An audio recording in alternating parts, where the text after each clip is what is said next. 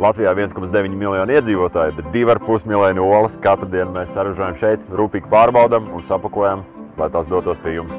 Ejam, es parādīšu, kā tas notiek, kā mēs to darām. Baltika Ola ikdienas saražo vairāk kā 2 miljonu olas pēc augstākajiem kvalitātes standartiem.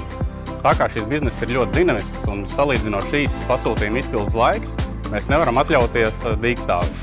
Visam ir jāstrādā nevainojami. Vairāk kā 70% no saražotajām olām tiek pārdotas eksporta tirgos.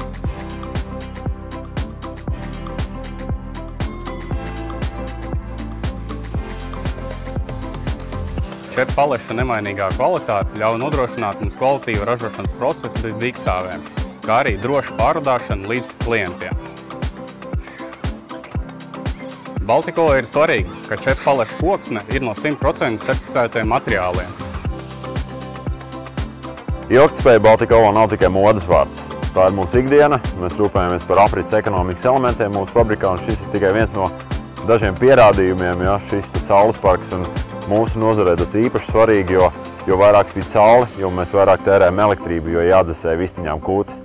Tāpat tās arī blakus. Paldies mūsu vistiņām, ka viņas ražo ne tikai olas, bet arī kūtsmēslus. Kūtsmēslus mēs pārvēršam biogāzē, biometānā tālāk un nododam kopējā gāzes tīklā. Un tas apjoms, ko mūsu vistas saražo gāzi, ir lielāks nekā Bauskas novads patērē kopā. Savu produkciju katru dienu eksportējam vairāk nekā uz 20 valstīm. Logistika Baltika Ola ir ļoti strukturēts process, kam nepieciešama daudzu procesu atbilstošā plānošana un optimizācija.